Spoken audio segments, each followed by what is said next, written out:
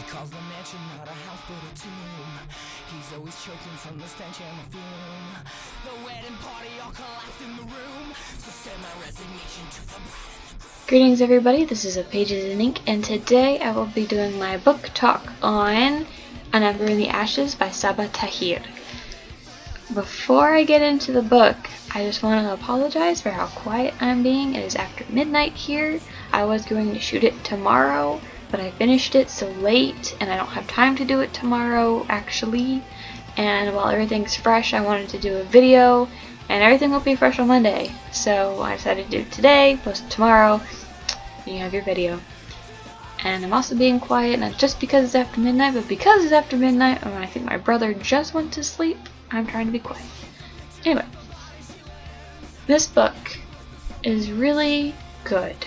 I really enjoyed it. It was a little difficult for me to get into, but it's not, I don't think it's the book's fault. I'm pretty sure it's my fault, because I've been reading so much more than I'm used to because I'm not in school and I haven't been able to find a job yet.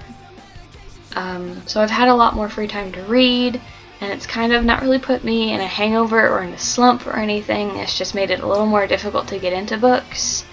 It's like to get into the reading because sometimes I'd rather be doing something else. It almost feels like I have to read because my challenge is 100 books, which in hindsight is probably a mistake. I'm still working toward it. I'm not giving up, and I'm probably definitely going to aim lower next year.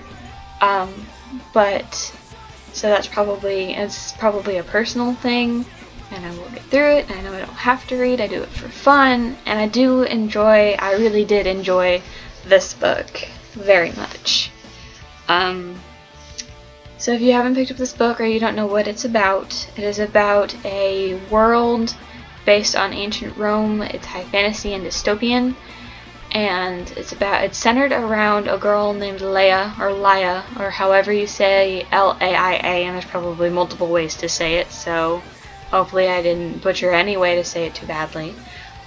She is known as a scholar who used to be, like, her people used to have this big empire of their own, and they were taken over by a different empire, and they were forced into slavery. Some of them are still free. It's those that break laws are forced into slavery, or they get picked up on the street, stuff like that.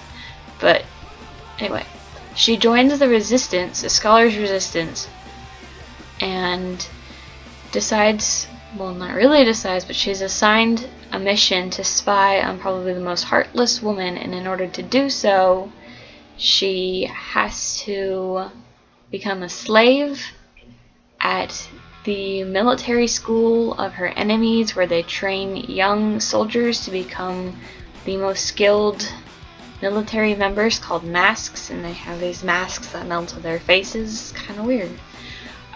There she meets a boy named Elias, who doesn't want to be there.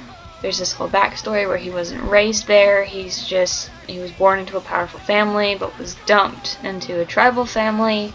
So he wasn't raised in this world of killing and slavery, and wants out of it. But in order to get out of it, he risks death.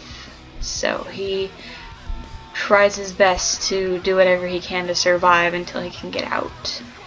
And I do want to say that when they meet, their lives are different, but it's not for the reason that most people think. Their destinies have apparently been intertwined this entire time, and no matter how hard they try to fight their destiny, apparently it comes true.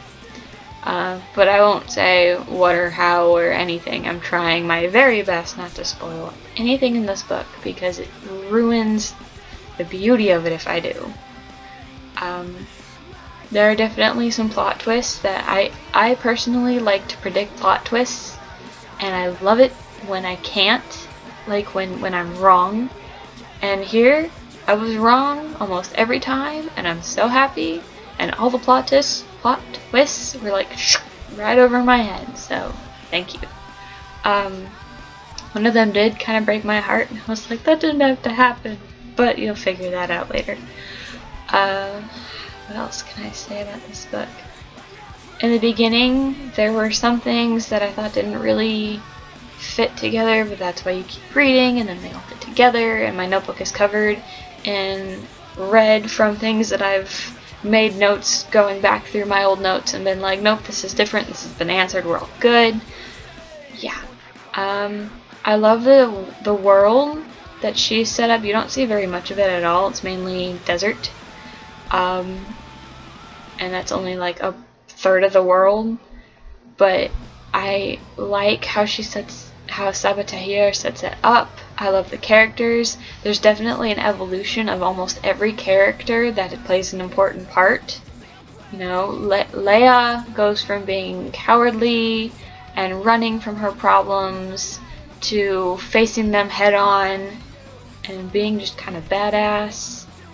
And Elias kind of grows to accept and understand more of himself and how he needs to embrace his destiny because apparently there's no changing it. Izzy goes from being this quiet, closed off kitchen girl to being Leia's closest friend, and it's such a awesome transition, and you really can watch it develop. It's not just 1 second they're this, the next second they're this, which is always really good to read about. Man, there's so much in this book, and I'm trying to think of it all. Usually I would try to like look at my notebook, but my notebook's a mess, and sometimes I get too entrapped in the book to write anything. So I'm just kind of sitting here like, what do I say next?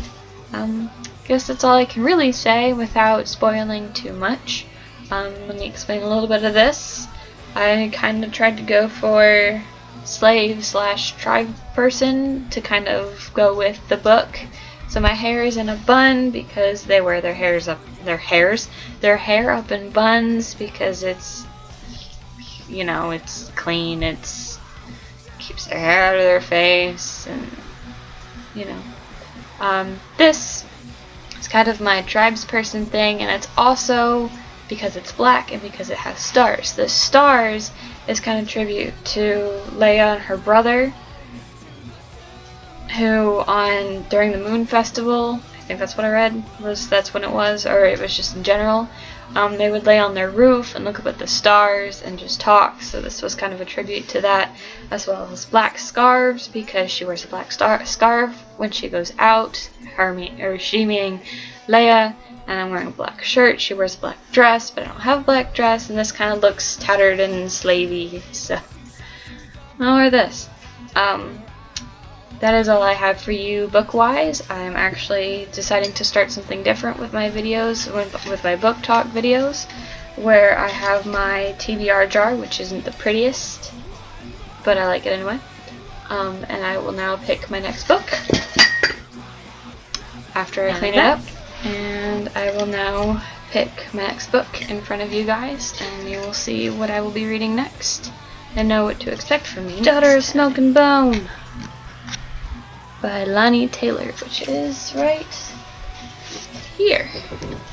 So this is next, and this is what you will be seeing next, and I will see you all next time. And I don't really have a way to say goodbye yet. I guess I shall figure that out. Until next time, I'll see you guys later.